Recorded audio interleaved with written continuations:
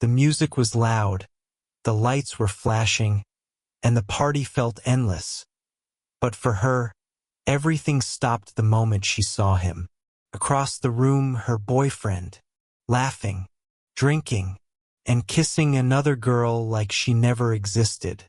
Her chest tightened. The betrayal hit harder than the noise around her.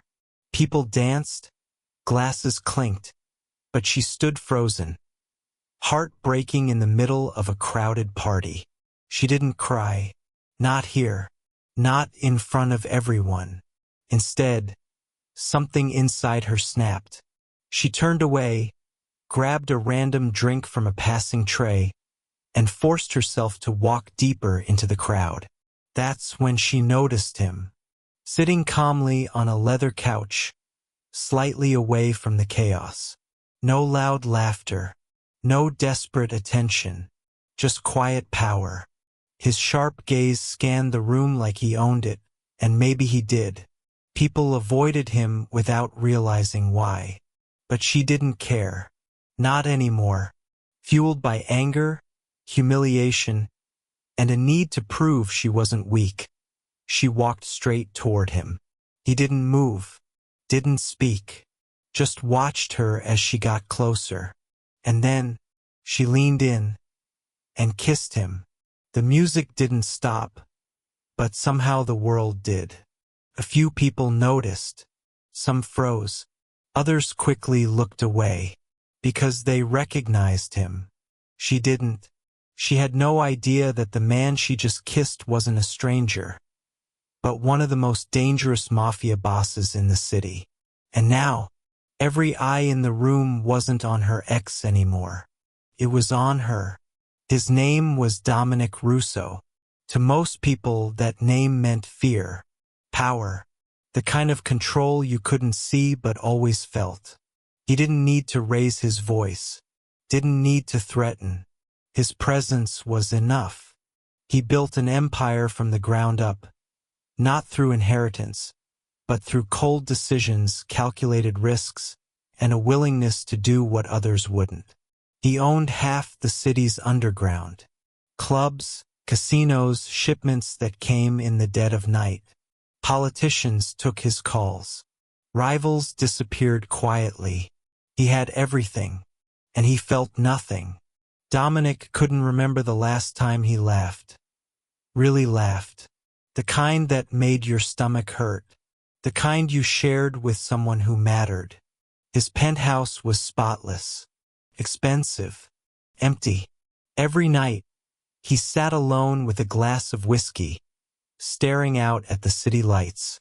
A king with no kingdom that felt like home. Surrounded by people who respected him, feared him, obeyed him, but never knew him. He didn't let them, because years ago he learned a painful truth. Love is a weakness. He was 17 when his mother died. She was the only person who ever looked at him like he mattered, not for what he could do, but for who he was. When she got sick, he begged, prayed, tried everything. But money couldn't save her. Power couldn't save her. She died holding his hand, whispering, "Don't become like them, Dominic. Stay kind." He failed her, because after she was gone, kindness felt like a luxury he couldn't afford. The streets didn't reward softness. They devoured it. So he became hard, sharp, untouchable. He worked for men who taught him cruelty, then overthrew them when the time was right. He eliminated threats before they grew. He never hesitated, never looked back. But late at night, when the city went quiet, the loneliness crept in. He wondered what his mother would think of him now, and he hated that he already knew the answer. When Elena kissed him, Dominic didn't push her away. He could have, should have, but something in her eyes, pain mixed with defiance, stopped him. She pulled back first, breathless, eyes wide like she just realized what she'd done. Her lips parted to say something, but no words came out. Dominic's expression didn't change. Calm. Unreadable. But inside, he felt something he hadn't felt in years. Curiosity. "Feel better?" he asked quietly, his voice low and steady. She blinked. Her cheeks flushed. I'm sorry. I shouldn't have." "You should leave," he interrupted, but not unkindly. She nodded quickly, backing away. But before she disappeared into the crowd, she glanced back once. Just once. And that glance stayed with him. Dominic should have forgotten her. But he didn't. The next day he asked around. Quietly, carefully. Her name was Elena Martinez, 26. Worked at a small bookstore downtown. No criminal record. No connections to his world. Completely, frustratingly ordinary. And that's exactly what fascinated him. She wasn't trying to get close to him for power. Wasn't chasing danger. She was just hurt. Reckless for one moment. Real. For 2 weeks, he told himself to let it go. But then he found himself parked outside her bookstore, watching her through the window as she restocked shelves, recommended novels to customers, smiled at an old man buying a mystery. She looked lighter here, softer, and Dominic realized something terrifying. He wanted to know her. Elena noticed him on a rainy Thursday evening. The bookstore was almost empty. She was closing up when she saw a figure standing across the street, half hidden under an awning. Her breath caught. It was him, the man from the party. She'd spent 2 weeks trying to forget that night. The humiliation, the breakup, the stupid, reckless kiss. She told herself it didn't matter, that he probably didn't even remember. But here he was. She locked the door behind her, gripping her umbrella tightly, and walked toward him before fear could stop her. "Are you following me?" she asked, voice sharper than she felt. Dominic tilted his head slightly. Yes. His honesty surprised her. "Why?" He paused, as if he didn't quite know the answer himself.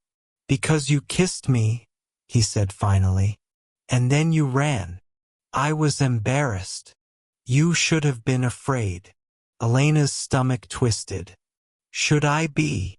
He studied her for a long moment, rain falling between them. "No," he said softly. "Not of me." Something in his voice, something real and unguarded, made her lower her umbrella slightly. "I don't even know your name," she whispered. "Dominic. I'm Elena." "I know." She should have run, should have called someone. But instead, she asked the most dangerous question of all. "Do you want to get coffee?" Dominic almost smiled. Yes. They didn't talk about his world. Not that night. Not the next time they met or the time after that. Instead, they talked about books. About her childhood dream of becoming a writer. About the rain and the city and stupid little things that didn't matter, but somehow did. Elena didn't ask what he did for a living, and Dominic didn't offer. For the first time in years, he felt like a person. Not a boss. Not a weapon. Just a man sitting across from a woman who made him want to be better. She challenged him without fear.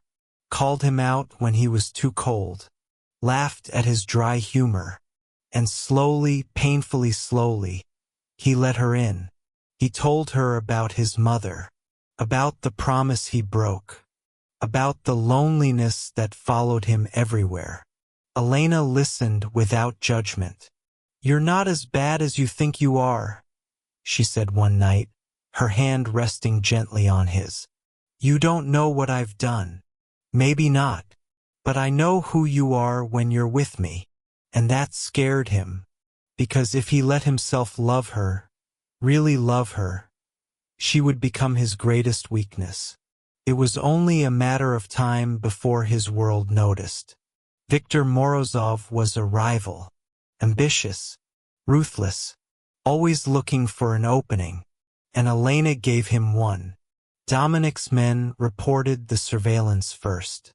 Photos of Elena leaving the bookstore, walking with Dominic, laughing in a cafe. Viktor was watching, waiting. Dominic knew what he had to do. The smart move, the safe move. End it. Cut her off. Disappear from her life before she became a target. But when he tried to walk away, she stopped him. "Don't do this," Elena whispered, tears in her eyes. "Don't push me away because you're afraid." "I'm not afraid," he lied. "Yes, you are." Her voice cracked. "You're terrified that something will happen to me. But Dominic, you don't get to make that choice for me. If they hurt you, then I'll be hurt. But I'd rather risk that than lose you because you decided I wasn't strong enough." He wanted to argue, to protect her the only way he knew how, with distance. But she deserved more than that. So he stayed. And Viktor made his move. They took her on a Wednesday morning. Dominic was in a meeting when the call came through. One of his men, voice tight with panic. "Boss, it's the girl. They got her." Time stopped. Dominic didn't remember standing. Didn't remember grabbing his coat. Didn't remember the drive. All he knew was cold, blinding terror. Viktor's message was simple. Come alone or she dies. Dominic had built his entire life on control. Strategy. Never showing weakness.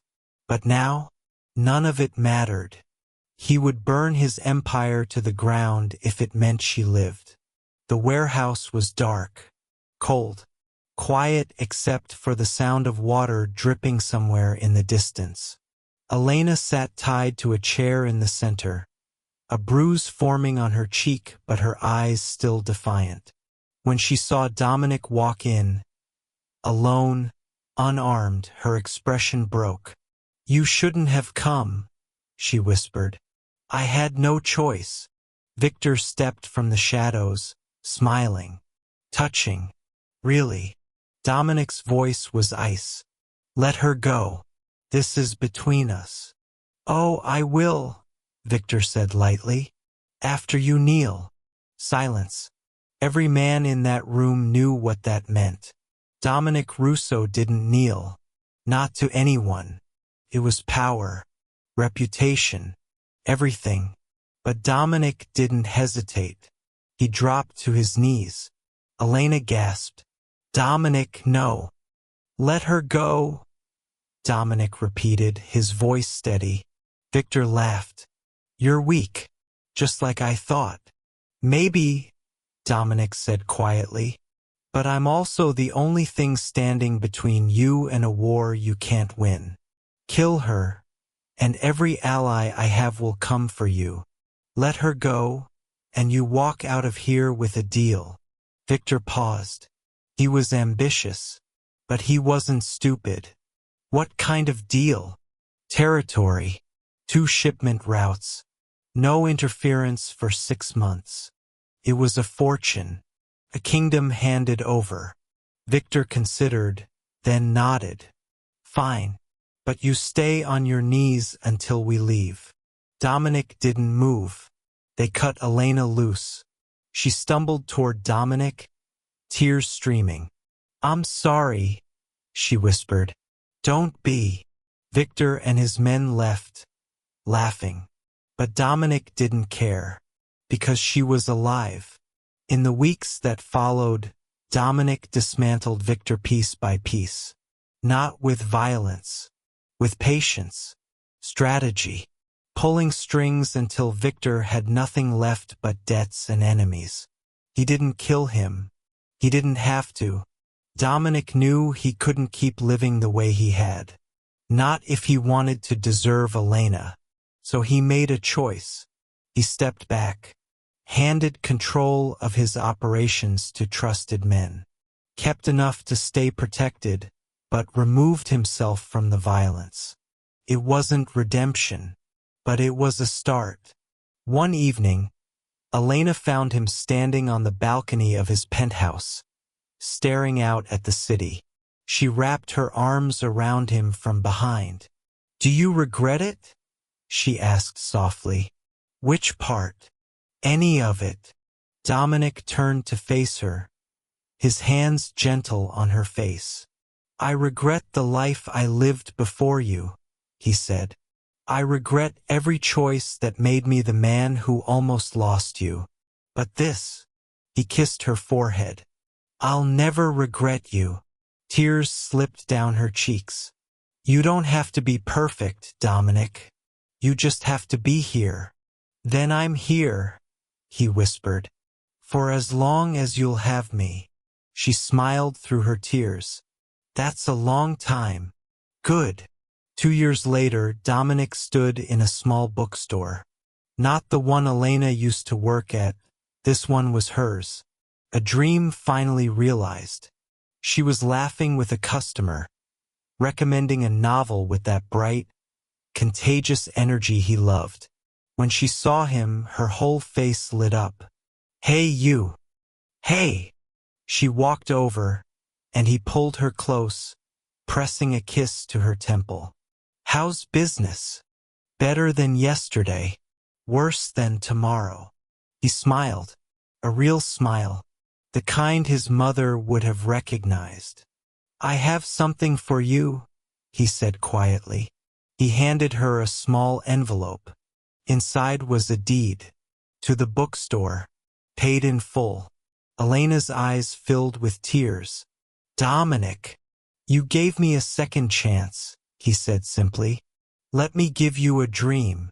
She kissed him, soft and slow and full of everything words couldn't say. And for the first time in his life, Dominic Russo felt something greater than power. He felt home. Final feeling. He was a man who built his empire on fear. But it was love that saved him. Not perfect love. Not easy love. But the kind of love that whispers, "You're worth fighting for." And in the end, that was everything.